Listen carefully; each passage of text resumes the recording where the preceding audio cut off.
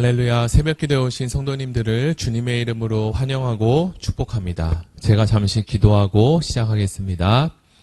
사랑의 하나님 감사합니다. 오늘 빌립보서 말씀을 통해서 우리 마음 가운데 주님의 말씀을 우리에게 전해주시고 또 복음의 진보 가운데 우리가 한 걸음 더 나아갈 수 있는 귀한 시간으로 삼아 주시옵소서. 이제 곧 새해가 되는데 우리의 마음을 새롭게 하여 주시고 연말을 잘 마무리할 수 있는 지혜와 능력을 더하여 주시옵소서. 예수님의 이름으로 기도드립니다. 아멘. 오늘 하나님 말씀은 신약성경 빌립보서 1장 12절에서 2장 4절까지의 말씀을 가지고 복음의 진보를 이루어 가세요 라는 제목으로 하나님 말씀을 나누겠습니다. 그럼 제가 먼저 성경 봉독하겠습니다. 형제들아, 내가 당한 일이 도리어 복음 전파에 진전이 된 줄을 너희가 알기를 원하노라. 이러므로 나의 매임이 그리스도 안에서 모든 시대 안과 그 밖에 모든 사람에게 나타났으니 형제 중 다수가 나의 매임으로 말미암아 주 안에서 신뢰함으로 겁없이 하나님의 말씀을 더욱 담대히 전하게 되었느니라. 어떤 이들은 투기와 분쟁으로, 어떤 이들은 착한 뜻으로 그리스도를 전파하나니 이들은 내가 복음을 변증하기 위하여 세우심을 받은 줄 알고 사랑으로 하나 그들은 나의 매임에 괴로움을 더하게 할 줄로 생각하여 순수하지 못하게 다툼으로 그리스도를 전파하느니라. 그러면 무엇이냐? 거칠애로 하냐? 참으로 하나? 무슨 방도로 하든지 전파되는 것은 그리스도니 이로써 나는 기뻐하고 또한 기뻐하리라. 이것이 너희의 간구와 예수 그리스도의 성령의 도우심으로 나를 구원에 이르게 할 줄로 아는 고로 나의 간절한 기대와 소망을 따라 아무 일에든지 부끄러워하지 아니하고 지금도 전과 같이 온전히 담대하여 살든지 죽든지 내 몸에서 그리스도가 존귀하게 되려 하려 함이니 이는 내게 사는 것이 그리스도니 죽는 것도 유익함이라. 그러나 만일 육신으로 사는 이것이 내 일의 열매일진데 무엇을 택해야 하는지 나는 알지 못하노라. 내가 그 둘 사이에 끼었으니 차라리 세상을 떠나서 그리스도와 함께 있는 것이 훨씬 더 좋은 일이라 그렇게 하고 싶으나 내가 육신으로 있는 것이 너희를 위하여 더 유익하리라.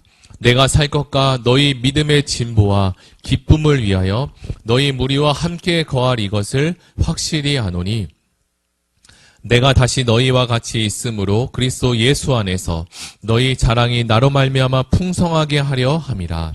오직 너희는 그리스도의 복음에 합당하게 생활하라. 이는 내가 너희에게 가보나 떠나 있으나 너희가 한 마음으로 서서 한 뜻으로 복음의 신앙을 위하여 협력하는 것과 무슨 일에든지 대적하는 자들 때문에 두려워하지 아니하는 이 일을 듣고자 함이라. 이것이 그들에게는 멸망의 증거요 너희에게는 구원의 증거니 이는 하나님께로부터 난 것이라. 그리스도를 위하여 너희에게 은혜를 주신 것은 다만 그를 믿을 뿐 아니라 또한 그를 위하여 고난도 받게 하려 하심이라. 너희에게도 그와 같은 싸움이 있으니 너희가 내 안에서 본 바요 이제도 내 안에서 듣는 바니라.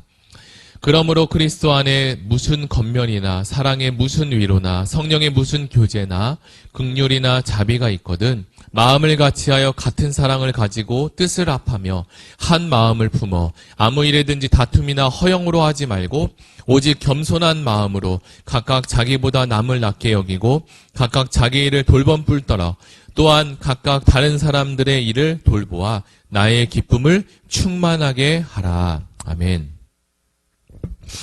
명절 연휴가 되면 너도 나도 장거리 운전을 위해 미리 차량을 점검하고 타이어 상태도 확인하고 와이퍼도 점검하게 됩니다.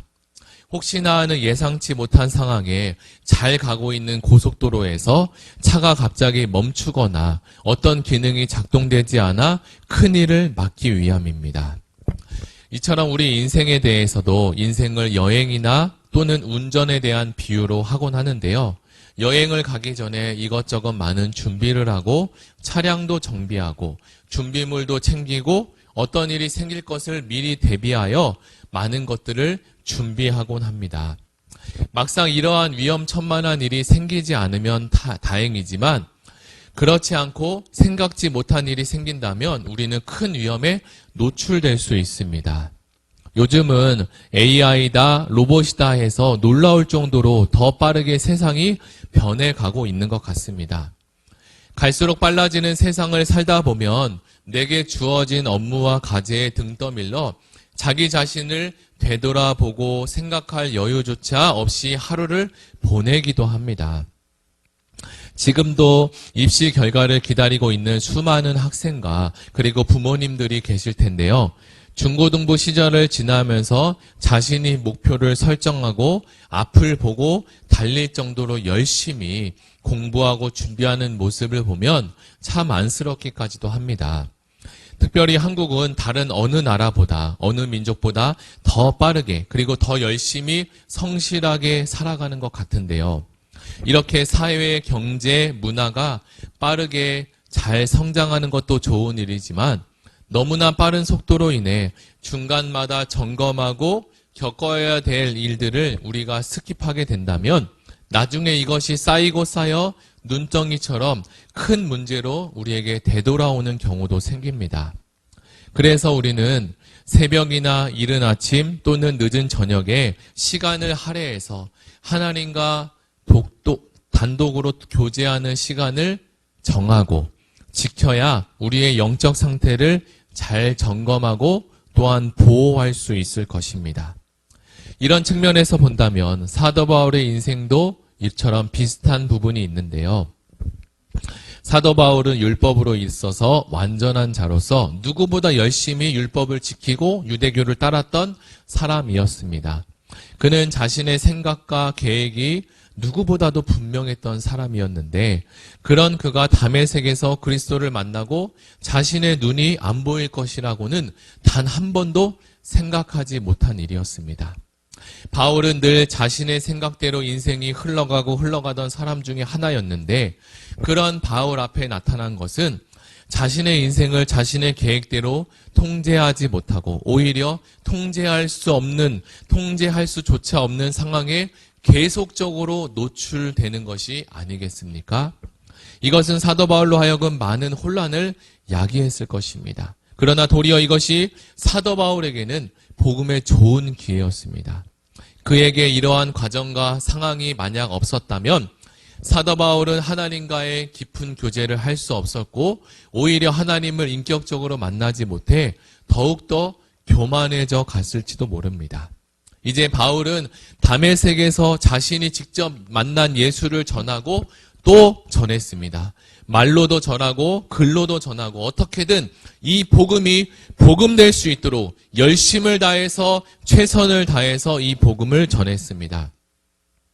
그런데 그런 바울을 예의주시하고 있는 사람들이 있었는데 그들은 바로 로마 군인이었습니다. 어느 날 로마 군인들이 바울에게 들이닥쳐서 명령이 떨어졌으니 바울을 감옥에 투옥시키겠다라고 했습니다. 바울의 이러한 위기는 바울 자신에게 뿐만 아니라 그와 함께했던 많은 성도들에게도 큰 충격으로 밀려왔습니다. 그는 무슨 이유로 이렇게까지 내가 감옥에 갇혀야 되나라고 매우 혼란스러웠을 것입니다. 이렇게 어렵고 두려운 상황에 오히려 바울은 그 상황을 어떻게 자신에게 있어서 좋지 않게 생각하고 해석하는 것이 아니라 오히려 바울은 이 상황에서 내가 어떻게 복음을 전하고 성도들에게 하나님의 말씀을 전할 수 있을까라고 집중하고 생각했습니다. 오히려 바울은 편지를 써서 성도들에게 자신의 소식을 알리고 복음을 전파하는 일을 쉬지 않고 있었습니다. 당장은 바울이 감옥에 갇혀서 아무것도 할 수 없는 상황인데 말입니다. 바울은 모든 것이 불편했고 불안했습니다.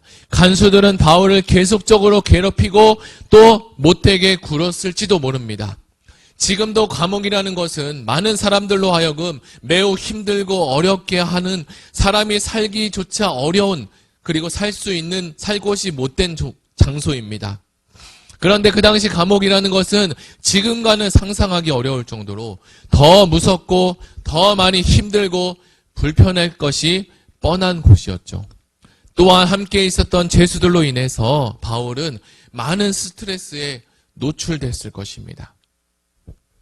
사도 바울은 복음을 전할 때마다 그러나 힘을 얻었고 용기를 얻었는데 지금은 감옥 가운데 아무것도 할 수 없는 자신의 손과 발이 오히려 다 묶여져 있는 그런 상황이었습니다. 그런데 사랑하는 성도 여러분, 하나님의 역사는 참으로 놀라웠습니다. 우리가 생각하는 그 현실의 생각, 우리가 생각하는 그 생각의 그 이상으로 초월하는 일들이 바로 하나님의 일하심입니다. 바울은 시위대 감옥에 갇힘으로 더 이상 아무것도 할 수 없는 상황이 아니라 그곳에서도 여전히 하나님의 능력을 드러내고 나타나는 일에 힘을 썼습니다. 물론 이 부분에 대해서 성경은 매우 자세하게 기록하고 있지 않지만 바울은 그곳에서도 여러 방면으로 복음을 전하고 계속적으로 가르쳤습니다. 영혼을 불쌍히 여기고 가여이 여기는 그 마음으로 어떻게든 예수님을 전하고 또 전했습니다. 그래서 그는 성경에 이렇게 기록하고 있습니다. 자신이 감옥에 들어간 것이 오히려 복음의 태보가 아니라 복음의 진보가 된 줄을 너희가 알기를 원한다. 그는 감옥이라고 하는 어렵고 고된 상황을 짜증내거나 불만만 가지고 살아가지는 않았습니다. 오히려 지금의 상황과 환경을 뛰어넘어서 이곳에서 어떻게 하면 복음을 전하고 예수님을 드러낼 수 있을까라고 계속적으로 고민했던 사람입니다. 이것을 전후 좌우로 살펴본다면 정리해보면 복음의 진보가 일어나게 된 것이라고 우리는 볼 수 있습니다. 그는 자신의 처지를 누구에게 도와달라고 크게 요청한 적도 없습니다. 오히려 자신의 불편함이 다른 사람에게 유익이 되었고 복음의 기회가 되었습니다. 사랑하는 성도 여러분, 우리도 이러한 복음의 진보를 다른 사람들에게 나타내길 원합니다. 내게 주어진 환경이 때로는 불만족스럽고 어려움이 찾아올 수도 있습니다. 그러나 하나님은 저와 여러분의 상황과 마음을 다 아시는 줄 믿습니다. 하나님은 이 인생의 모든 설계를 아시며 때론 바울을 감옥까지 허용하시고 인도하신 적도 있습니다. 우리가 자기 중심적으로 세상을 바라볼 때는 불만이 찾아오게 되는데 그러나 하나님의 넓은 관점으로 나와 세상을 바라보게 된다면 그 안에서 얼마든지 우리는 복음을 누릴 수 있게 됩니다. 우리에게 주어진 고통과 시련이 힘들고 매우 어려운 시간일지도 모르지만 그럼에도 하나님의 크고 넓으신 그 사랑과 하나님의 크고 넓으신 그 계획하심이 있다는 사실을 우리가 믿음으로 오늘 하루를 내딛었으면 좋겠습니다. 우리 다 같이 빌립보서 1장의 말씀을 가지고 생각하며 함께 기도하기를 원하는데요. 사도 바울이 복음을 전하다 감옥에 갔는데 그것이 믿음의 후퇴의 길인 줄 알았으나 그곳에서도 복음의 진보를 이룬 것처럼 나의 상황과 있는 자리에서 복음의 진보를 나타내는 의왕 우리에게 모든 성도가 되기를 위해서 기도하시고 그리고 다가오는 성탄 예배와 연말 특밤과 송구영신 예배를 위해서 한 해를 잘 마무리할 수 있도록 위해서 우리 다 같이 주여 한번 부르고 기도하시겠습니다. 주여! 하나님 아버지 감사합니다. 우리 빌립보서 1장의 말씀을 가지고 오늘 함께 복음의 태보가 아닌 복음의 진보에 대해서 사도 바울의 모습을 통해서 우리의 말씀을 듣게 하심을 감사합니다. 우리가 때로는 감옥에 갇힐 수 있고 복음을 전하는 일이 하나님의 일을 하면서도 고난과 고통이 찾아올 수 있고 오해와 또 어려움이 찾아올 수 있는 것을 우리가 묵상하게 되었습니다. 그러나 그것이 중요한 것이 아니라 그 상황 가운데서 여전히 복음이 복음되게 하시고 하나님의 말씀이 전해져야 된다는 사실을 사도 바울은 인식했습니다. 우리가 그런 사도 바울의 모습과 사도 바울의 정신을 하나님 깨달아 복음의 정신으로 복음의 말씀으로 하나님 무장하여서 오늘 하루를 살아가게 하여 주시고 더 이상 믿음으로 후퇴하는 일이 생기는 것이 아니라 하나님의 말씀으로 생명의 길로 영혼을 살리는 길로 우리가 나아갈 수 있는 그 은혜를 더하여 주시옵소서. 하나님의 넓은 사랑과 계획하심이 있다는 사실을 우리가 믿음으로 오늘도 하루를 해석하고 계획할 수 있는 우리 우아우리교회 모든 성도가 되게 하여 주시옵소서. 감사하며 예수님의 이름으로 기도합니다. 아멘. 이 시간 두 번째 기도할 것은 나라 민족을 위해서 함께 기도하시고 가지고 오신 개인 기도 제목을 가지고 다 같이 기도하시겠습니다.